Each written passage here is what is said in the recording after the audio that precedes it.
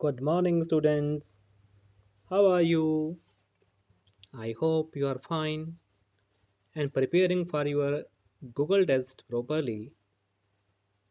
Today, I welcome you in our computer class, that is, chapter number 8, Creating a Web Page.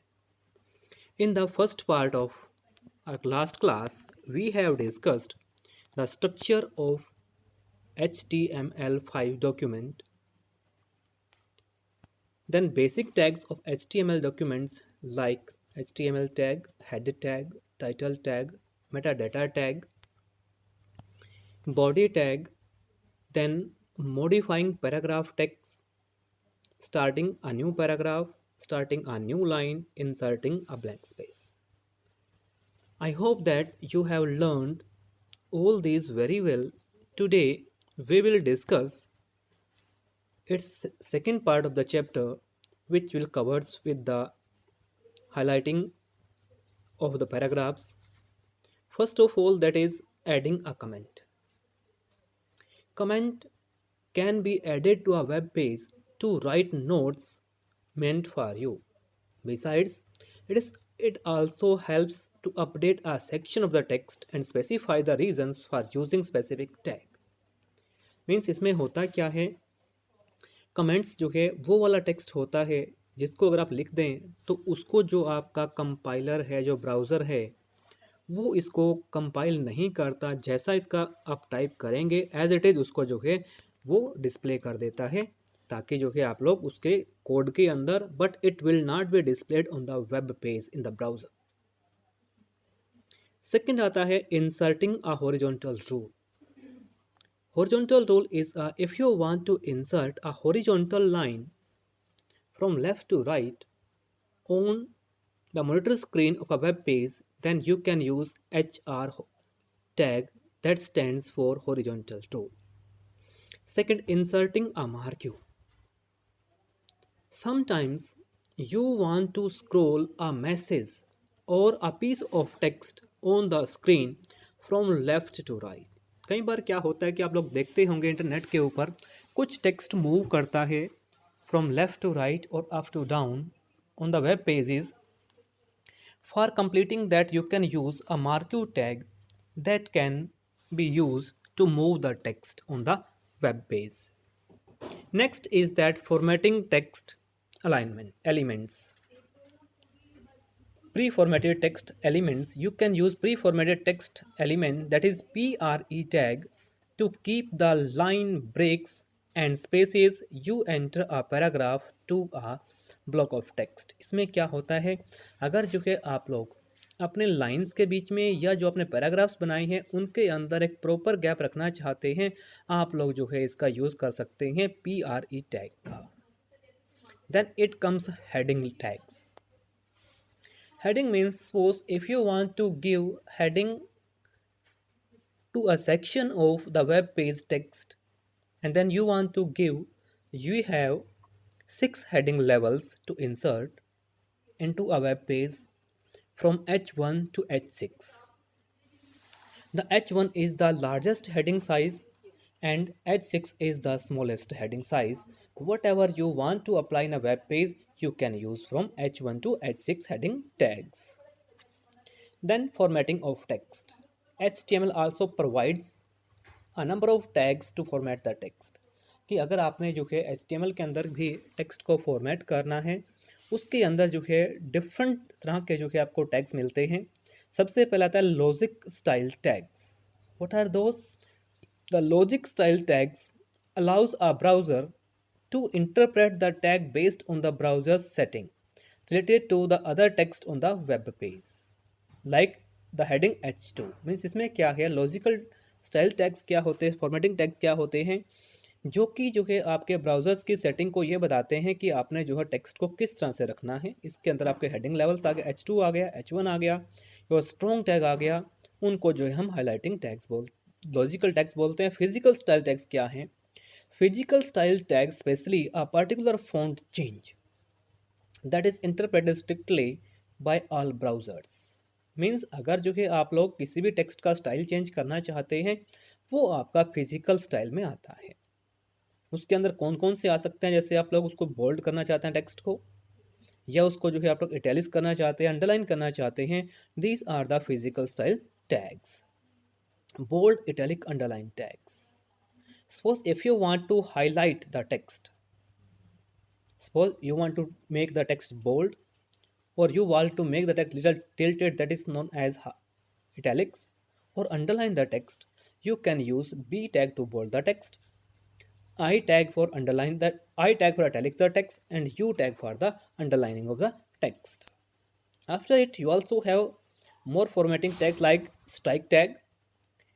Strike tag is used, you can say the S tag is used to strike the text, means text में क्या होगा, उसके बीच में जो है एक horizontal line appear हो जाएगी, टेक्स्ट को काट देगी, that is known as the strike tag. Next come the subscript and superscript and typewriter style text. Subscript क्या होती है, सपोज करिए आपने साइंस में देखा होगा H2SO4, H के बाद जो 2 है वो नीचे पाँव में दिया हुआ है, SO के बाद 4 है वो भी जो है आपका नीचे पाँव में आया हुआ है, means the text that appears below to the middle of the line of the text, that is known as subscript, and the text that appears just above the middle of the text, that is known as superscript, like a square plus b square, means जो power आप बनाते हैं उसको हम जो है superscript बोलते हैं।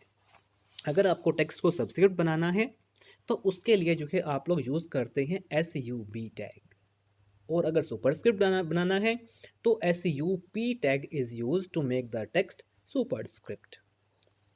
Then it comes the typewriter style text. अगर जो कि आप लोग अपने टेक्स्ट का स्टाइल, जैसे टाइपराइटर मशीन होती है ना, उसकी जो राइटिंग होती है इस तरह का बनाना चाहते हैं, उसके लिए जो है आपका टाइपराइटर्स जो स्टाइल है टेक्स्ट का वो यूज़ होता है। इसके लिए आपका यूज़ होता है tag TT tag. TT tag is used to make the text as per the writing of the typewriter. Then changing the alignment of the heading. Alignment होती क्या है? Alignment is the position of the text in which direction it goes started. Means कोई भी alignment क्या है, जो text की position है आपकी उसके लिए अप्लाई होती है। कि अलाइनमेंट का मतलब क्या है, आपका राइट साइड में है, लेफ्ट साइड में है, या राइट सेंटर में जो है आप लोगों का टेक्स्ट है, उसको जो है हम लोग अलाइनमेंट ऑफ टेक्स्ट और हेडिंग्स बोलते हैं। Then it comes the changing the paragraph alignment. अब यहाँ पर बात आती है कि पैराग्राफ को अलाइनमेंट कैसे चेंज कर सकते हैं। मीन्स जो आपका सपोज करिए पैराग्राफ है, उसको आप राइट साइड में रखना है, सेंटर में रखना है, या लेफ्ट साइड में रखना है, उसका यूज़ करके जो है आप लोग टेक्स्ट को रख सकते हैं। अलाइन एट्रीब्यूट जो है यूज़ होगा आपके पी टैग के साथ, ताकि उसको प्रॉपर एक साइड में रखा जा सके। बाय डिफ़ॉल्ट क्या होता है, ये लेफ्ट अलाइन होता है पैराग्राफ आपका। Changing the font of the text. अब यहाँ पर बात आ जाती है, अगर आपने अपने टेक्स्ट का फॉन्ट चेंज करना है, उसका स्टाइल चेंज करना है, then you can use font tag and its attribute face attribute. Face attribute is use to change the font of the text. Font of the text का मतलब होता है कि जो कि आप लोग अपने टेक्स्ट का स्टाइल चेंज करना चाहते हैं, उसके लिए फेस आपका यूज होता है। Then it comes changing the size of the text. If you want to change the size of the text, the size attribute of font tag is used for that. Means इसके अंदर क्या है, जो आपने अगर font tag का size change करना है तो आप लोगों को फॉन्ट टैग के साथ उसका साइज एट्रीब्यूट यूज़ करना पड़ेगा। In HTML we have only 7 sizes from 1 to 7. The 7 size is the largest one and 1 is the smallest one. अगर आप फ़ॉन्ट का साइज़ यूज़ नहीं करते तो बाय डिफ़ॉल्ट जो है आपका साइज़ 3 अपीयर होता है आपके टेक्स्ट के अंदर। Then changing the colour of the text. If you want to change the colour of the text of a web page, then you can use colour attribute of font tag. अब दो तरह से जो है text का change कर सकते हैं। अगर आपने पूरे डॉक्यूमेंट का चेंज करना है तो आपका टेक्स्ट एट्रीब्यूट होगा बॉडी टैग का। अगर for a portion of text आपने एक पैराग्राफ का चेंज करना है, एक वर्ड का चेंज करना है, या आपने कुछ लाइंस का करना है, then you can use the font tag with its colour attribute. उसके लिए जो आप लोग फ़ॉन्ट टैग का जो कलर एट्रीब्यूट है वो यूज़ कर सकते हैं एक पोर्शन ऑफ टेक्स्ट को कलर चेंज करने के लिए। Then it comes changing the background colour of a page. जब भी आप लोग कोई काम करते हैं, आपने ब्राउज़र में देखा होगा बाय डिफ़ॉल्ट क्या है, हमारी जो पेज वेब पेज है उसकी बैकग्राउंड जो है वाइट कलर की होती है।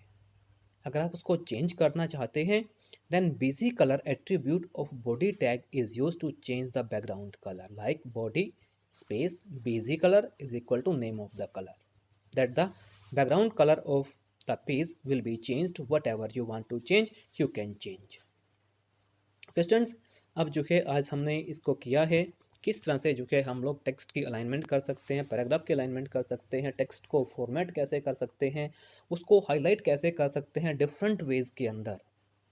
फिर आता है उसका जो है टेक्स्ट का कलर कैसे चेंज करना है, स्टाइल कैसे चेंज करना है, साइज़ कैसे चेंज करना है। इन सभी के लिए जो है अलग अलग से टैग्स जो है दिए हुए हैं। इनका यूज़ करके जो है आप लोग अपने टेक्स्ट को जो है प्रॉपरली फॉर्मेट कर सकते हैं, प्रॉपरली हाईलाइट कर सकते हैं। जो भी पोर्शन आपको करना हो उस टैग का यूज़ करके जो है आप लोग इन सबको अप्लाई कर सकते हैं। तो ओके स्टूडेंट्स, अब जो चैप्टर नंबर 8 है it has come to an end. After in end, now we have the exercise portion. You have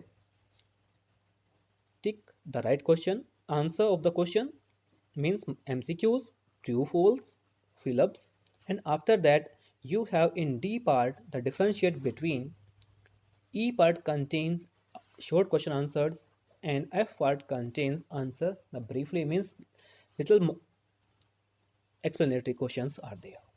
So you can do it properly and you can submit. Okay, the answer keys will be sent to you just after you trying doing all this. Okay students, it's enough for today. Thank you and have a nice day.